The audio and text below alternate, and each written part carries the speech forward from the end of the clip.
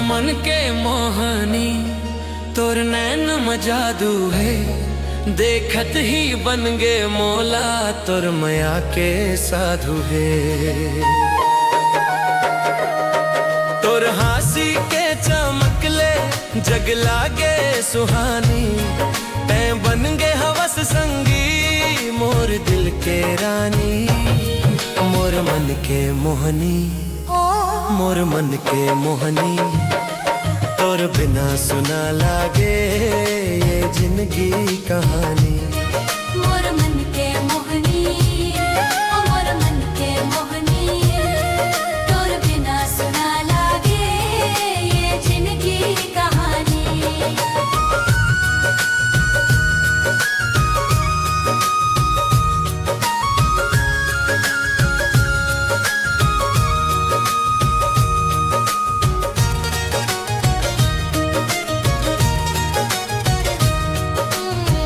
पहली दफा देखे रहे गाँव के मेला में, धीरे धीरे चलत रहिस पायल के रेला में। लाल चुनरिया उड़त रहिस हवा संग संग में, दिल मोर खो गे रहिस तोर मीठे रंग मम्मा। तोर अखियां कारी कारी जैसे बदरा छाए, देखत ही मोर दिल माया के फूल खिलाए। धीरे ले मुस्काइस मोला पागल बनाइस, सुतत जागत हर घड़ी तोर सपना दिखाइस। मोर मन के मोहनी, तोर नैन मजादू है, देखत ही बन गे मोला तोर मया के साधु है।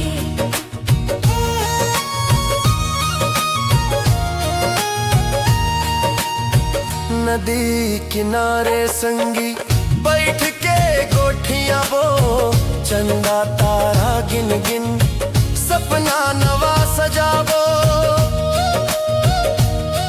तोर हाथ के छुवन ले मन मोर बहके, तोर मीठ बोली सुन के सांस मोर महके।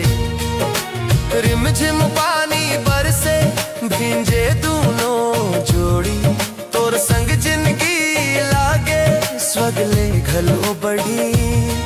महुआ के खुशबू जैसे मीठ लागे बात, तोर बिना अधूरा लागे मोर दिन और रात। मोर मन के मोहनी, मोर मन के मोहनी, तोर बिना सुना लागे ये जिंदगी कहानी। मोर मन के मोहनी, मोर मन के मोहनी, तोर बिना सुना लागे ये जिंदगी कहानी।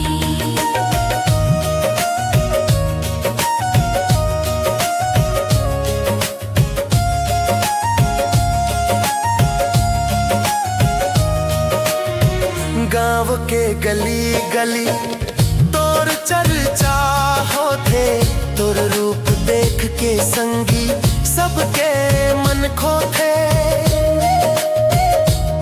बिंदिया चम चम चमके जैसे तारा रानी, और चाल देख मोर बढ़ जाते जवानी।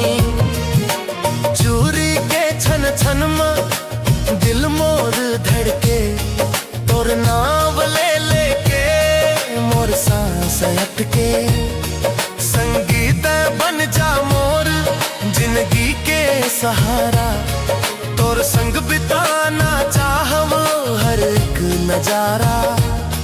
मोर मन के मोहनी, तोर नैन मजादू है, देखत ही बन गे मोला तोर मया के साधु है।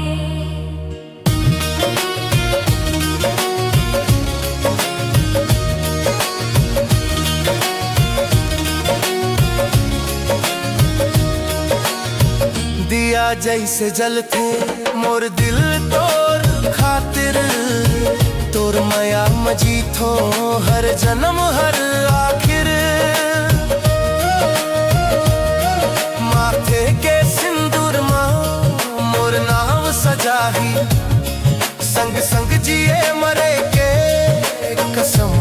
थाही सुआ नाचे आंगन में बंसी बाजे गली में तोर संग रही तो संगी खुशी भरे जिंदगी में मोर सपना के रानी मोर दिल के धड़कन जन्म जन तक रही बे मोर माया के धुन मोर मन के मोहनी अब तोर संग जीना तोर माया मा संगी मोला मिल गे नगीना मोर मन के मोहनी ओ मोर मन के मोहनी तोर बिना सुना लागे ये जिंदगी कहानी मोर मन के मोहनी ओ मोर मन के मोहनी तोर बिना सुना लागे ये जिंदगी कहानी।